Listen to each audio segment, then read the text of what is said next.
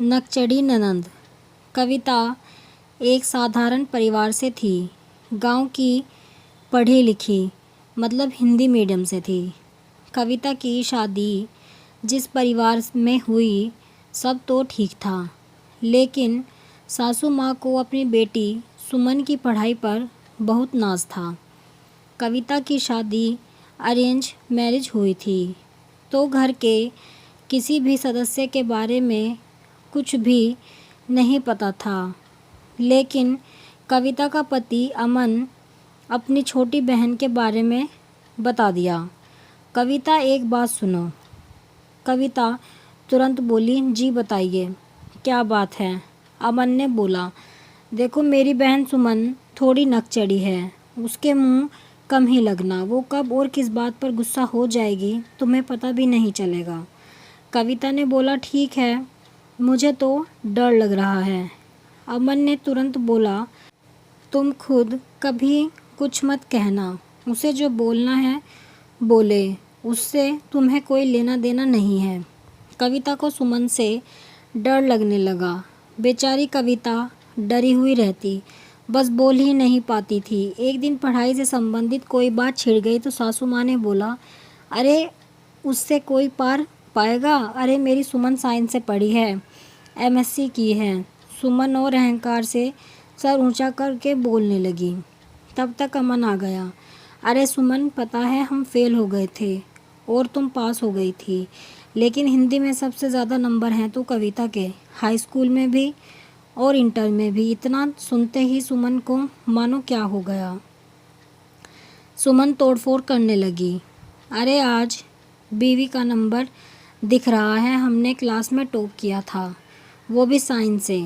कविता भाभी गांव की पढ़ी, वो भी हिंदी मीडियम। अरे मेरे एक भी सवाल का जवाब दे दे तो जानूं। हद है, एक इंग्लिश मीडियम और एक हिंदी मीडियम से पढ़ी छात्रा को बराबर कैसे मान सकता है? सबका अपना अपना क्षेत्र होता है। छोटी होने के नाते माँ पिता की दुलारी थी। अगर कविता और अमन शॉपिंग के लिए जाते तो पहले सुमन को तैयार करते थे, फिर जाते थे। सबसे पहले सुमन की शॉपिंग होती थी, फिर घर के बाकी सदस्यों की शॉपिंग होती थी। सबको डर बना रहता था कि कहीं सुमन को बुरा ना लगे। लेकिन जब शादी हुई तो पिता ने समझाया कि देखो ये तुम्हारा मायका है, यहाँ पर हर कोई तुम्हारा सहता है, लेकिन क्या ससुराल में इस तरह का कोई सहन कर पाएगा व्यवहार? अपनी भाभी कविता को देखो, तुम इतना बोलती हो फिर भी अमन से कहकर तुम्हें हर जगह ले जाती है। अमन नहीं ले जाना चाहता क्योंकि उसे भी अपनी पत्नी के साथ अकेले में समय बिताने का हक है और वो चाहता भी है। क्या तुम भी इस तरह बर्दाश्त कर पाओगी? बेटी अब अपने अंदर सुधार लाओ। अब वह वक्त आ गया है कि तुम अपनी माँ और भाभी से कुछ सीखो। हालांकि यह बात भी सुमन को बुरी लगी, लेकिन अपने कमरे जाकर काफ़ी देर तक लेटी रही। कमरे से बाहर नहीं निकली तो परेशान कि कविता ने कुछ कह दिया होगा। सासू माँ ने कविता को जाकर खूब खरी खोटी सुनाई। तुम्हें मेरी सुमन नहीं पसंद है तो उससे बोलती क्यों हो? अब वो तो कुछ ही दिन की मेहमान है, पता नहीं कैसे लोग मिलेंगे, कैसे रहेगी।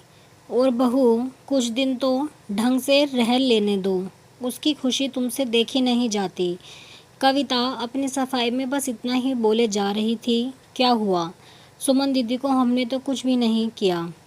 कहाँ हैं? तब तक सुमन को अपनी गलतियों का एहसास तो हो ही गया था। अपनी माँ को भाभी कविता को डांटने से रोका और बोला, अरे माँ, तुम भी ना हर बार भाभी को ही दोषी मानती हो। वो मेरी तरह मुझे पापा ने एहसास करवा दिया। अब आज से ही मैं अपने अंदर बदलाव लाऊंगी। भाभी मुझे माफ़ कर देना, मुझसे बहुत सारी गलतियां हुई हैं। दोनों एक दूसरे के गले लगकर रोने लगी और धीरे धीरे सुमन के अंदर काफ़ी बदलाव आया। सुमन की शादी हुई, सुमन अपने ससुराल गई, लेकिन एक दूसरे की बेस्ट फ्रेंड बनी रही। अच्छा हुआ जो पिताजी ने समझाया। ये बात तो माँ जी को समझानी चाहिए थी, लेकिन वो तो सर पर बिठा कर रखी थी। देर से ही भला जो हुआ अच्छा हुआ, लेकिन सुमन सुखी नहीं थी। सुमन की 4 ननंद और चारों का बहुत ही खुरापाती दिमाग था। सुमन अपनी भाभी कविता से बताती थी, माँ पिता से नहीं बताती थी कि माँ पिता कहीं दुखी ना हों। अब अपने किए का पछतावा हो रहा था। हमने अपनी भाभी को बहुत सताया है, आज उसी के पाप भोग रही हूँ। सुमन का पति भी अपनी बहनों के कहने में रहता था, मानो उस घर के हर सुख दुख की मालकिन चारों बहनें ही थी। सुमन मतलब कुछ भी नहीं। एक दिन सुमन के भाई अमन को कविता ने बताया, इस तरह से सुमन परेशान रहती है।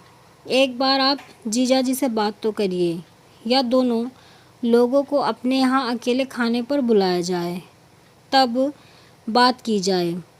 अमन गुस्सा हो गया, ये कैसे हो सकता है? उसकी 4 बहनों को भी बुलाना पड़ेगा। दिल से न सही, दिखावे के लिए ही बुलाना पड़ेगा। चलो ठीक, बुला लेते हैं, सबको भेज देंगे। जीजा जी को और सुमन को रोक लेंगे, फिर बात किया जाएगी। अमन ने फ़ोन किया, सुमन से पहले बात की, फिर सुमन की सास से, और बोल दिया कि आज खाने पर बुलाना चाह रही थी।